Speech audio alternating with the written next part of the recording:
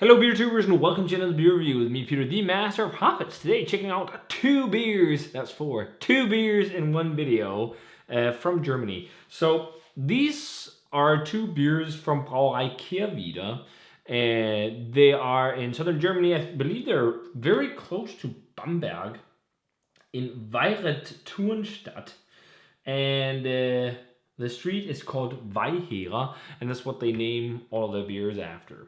I've had their collab with a Brazilian brewery. I forget the name, but it was a Rauchbock. It was an attempt at making Rauchbier, and it was pretty good. So Weiherer makes this one, which is their Keller-Pils, which is part of their all-organic beer series, where they use only organic ingredients, locally sourced as well.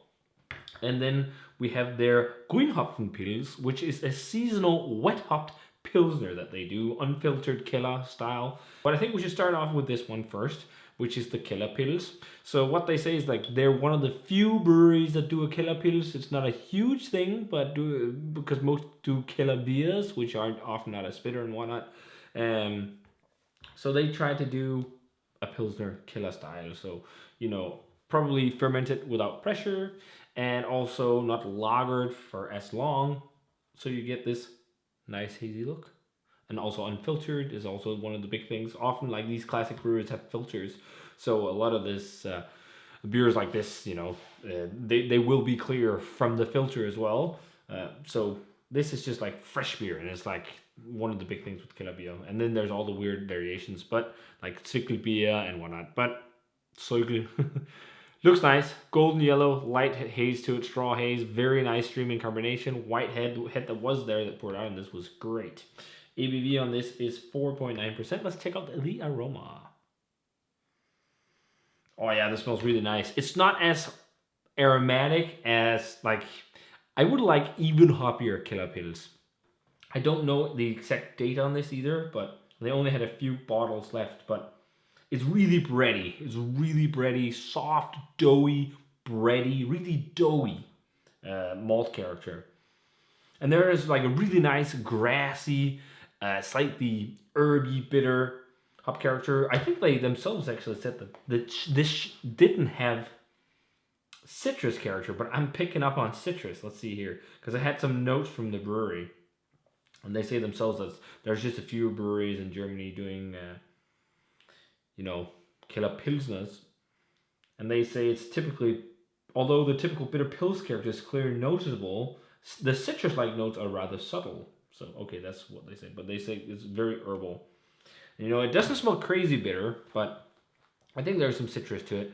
It's, but it's more pronouncedly bready than I thought. Well, let's give it a taste, guys. Cheers.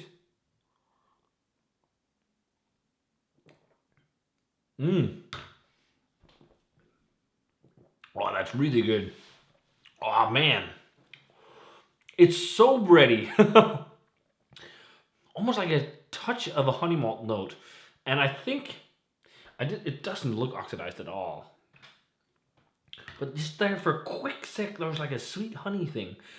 But it's so interesting with classic hops, because in subtle moderation, some hops can get off really weird flavors.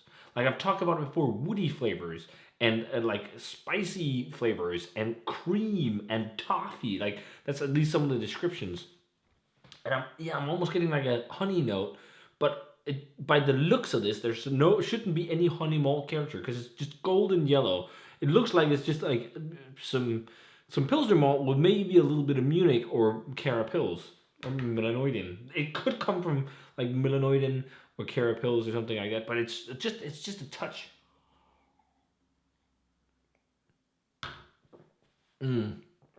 Really good, really soft.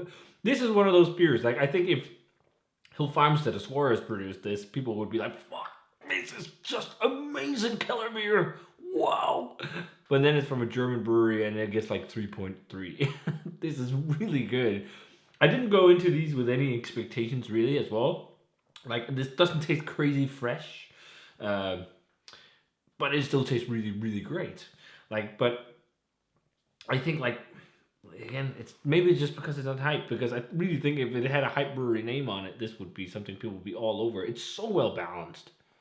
I could use a bit of, personally, a bit more bitterness and like just like a little bit more of a snappy hop character and not so much focus on the breadiness. But I think it's also to try and keep it somewhat true to Kellerbier style, because a lot of times Kellerbiers are more malt centric beers, but there is a few breweries out there doing them kind of like this, but even taking it even a step further.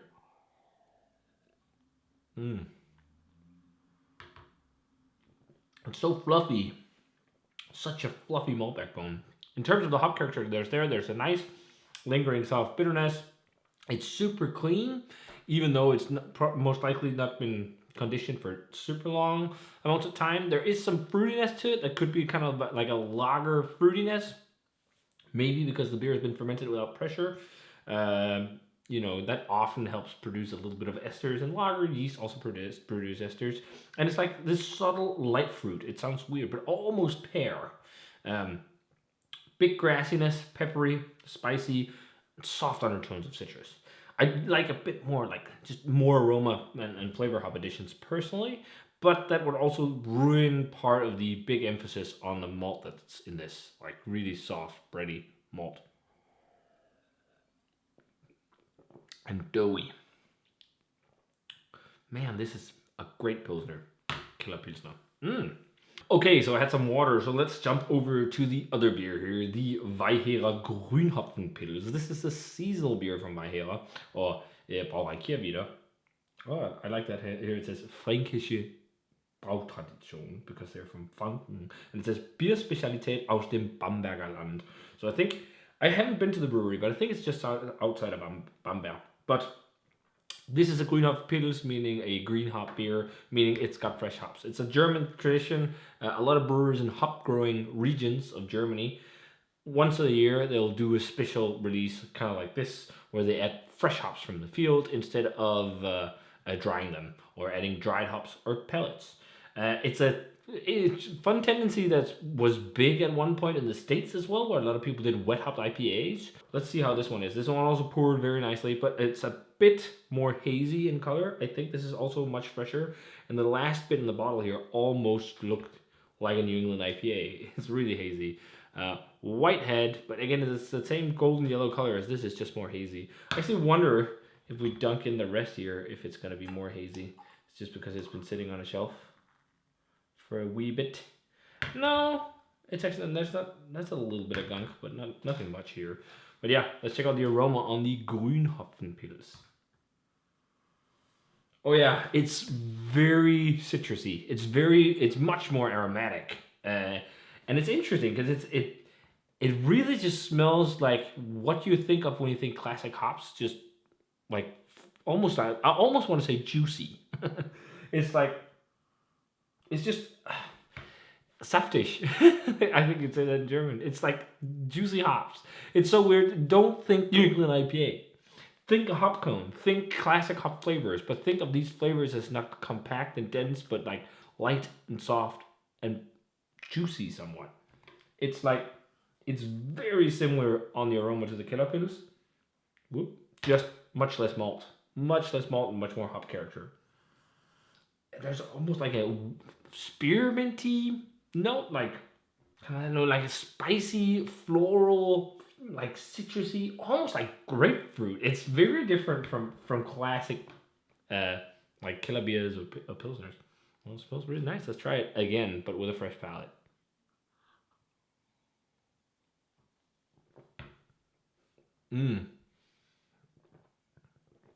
Really good mouthfeel. Man, for 4.9%, both of these beers have awesome, fluffy, soft mouthfeels. That's really good. It's not that bitter, but it has a much more pronounced fresh hop character. Beers like this, though, wet hop beers, you need to consume them as fast as you can because they fall apart like super fast compared to beers with dry pellet hops or just dry whole leaf hops. Let's see if we pour more in here. Make it hazy. It's a similar look of haze. I mean, when you look on camera, that looks pretty damn hazy. It almost looks like a, maybe not exactly New England IPA, but I wanted to drink this now because I was afraid it would fall apart really quickly, but that's really good. It's got really nice, like, I think personally, I would like maybe a little bit of pellet hops or something like it's a bittering hop just to give a bit more of a layer. It's almost the same softness you'd find in a New England IPA because the body and everything is still it's also really soft, bready, doughy, just like this. But then it has like that soft, fruity hop character, but with classic hops that feels fresh. So it kind of feels like a juicy hop cone more so than like this dried flavor profile you're used to. I'd say in terms of profile, it distinguishes itself from this a lot. It's much more aromatic and it's much more like citric. It has this spearminty, almost bubblegum-esque vibe. Like it does not taste nearly as clean as well as this because there's all these fun flavors, which could be from hops or also I don't know in terms of fermentation how this is done, but that could also be part of it.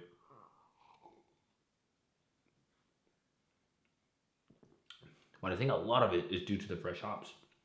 Yeah, citrus vibes. Is there even almost like a banana thing? I don't know. This is just like it's going so many places. It's not as refined as this at all.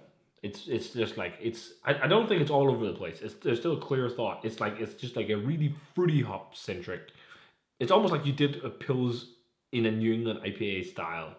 It sounds stupid, but it's that emphasis on soft, fruity, juicier flavors. It feels like that just in a Pilsner. It lacks a lot of like what I really love about Pilsners with like big dryness and snappiness and stuff. It doesn't have that. But I think it's because it's fresh hops. It's more soft, fruity, juicy, and then there is some bitterness, but it's light. Like this snaps a bit more than this one. They are similar but not. Again, it's almost like this done as as how you took West Coast IPA and made it New England, softer, more juicy. It's almost like this.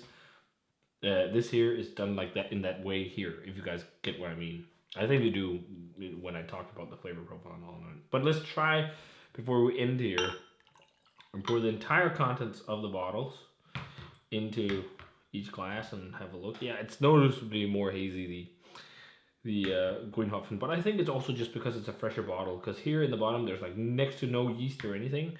Here there's a little bit of older looking gunk, but that's how it is with Kellerbiers. They're not filtered or anything, so you get more of this stuff in the bottles. And again, it's often also beers that doesn't have the biggest of shelf life because they are not pasteurized and whatnot. But what a long video. But this was really fun. These are really, really good. I don't think they're world-class Kellerbiers, again, or if we say Keller-Pilsner. So Kellerbier is a bit different, but like a hazy interpretation, unfiltered interpretation of Pilsner. I don't think they're as good as some other ones. I wanted a little bit more bitterness for me to think world class, but I think they're really good, and they have both qualities that I like. I like a lot of qualities in this. I like a lot of qualities in that. But there's not like an overshadowing thing in each of the beers where I think this one's the best. So I'm gonna tie them. I'm thinking 93 on both. These are really good. I'm gonna go 425 on Untappd on them. I think if any American hype brewery or I don't know, probably American hype farmhouse brewery or whatever, made beers like this and called it their Kellerbier, people will be like, whoa, this is so freaking good, man. This is the shit. This is the best pills I ever had. But there's brewers in Germany who's been doing it for hundreds of years that do it really, really well, which inspired these people. So I urge you guys to check out stuff like this. Again, if you want to try these, a lot of people have asked me, where do I get stuff like this? How do I find it? One of the best bets right now, if you want to try some different stuff, and I think they still have these two, is biotech.de if you're in Europe. So biotech, if you Google them, you'll find their web shop. They have a European kind of, you can switch, European department. They have an English version of their shop, and they ship to countries in the EU. So if you're in the EU, you can get to try some of these. And they have loads of stuff, like the Weiherer Keller-Pils I went nuts over. They have that. They have Schönlama. The good, awesome thing about the shop is that they have loads of different awesome Pilsners and lagers from Germany. And the thing is, like, the prices. Like, these weren't more than, like, €1.50 a bottle or so. Maybe this was 2.5. It's crazy cheap, it's crazy cheap. And it tastes delicious, so... Yeah, awesome stuff. So if you guys had a chance to try Kirvidas Weiherer Keller-Pils or their Grünhopfen Pils, let me know what you thought of them, specifically this year's vintage of Grünhopfen Pils. And yeah, as always, guys, remember to comment, subscribe, check out the Facebook fan page and Twitter and Instagram. Give this video a thumbs up if you enjoyed it, and ring the bell for future notifications about videos. And I'm going to say cheers, and see you guys in another beer review.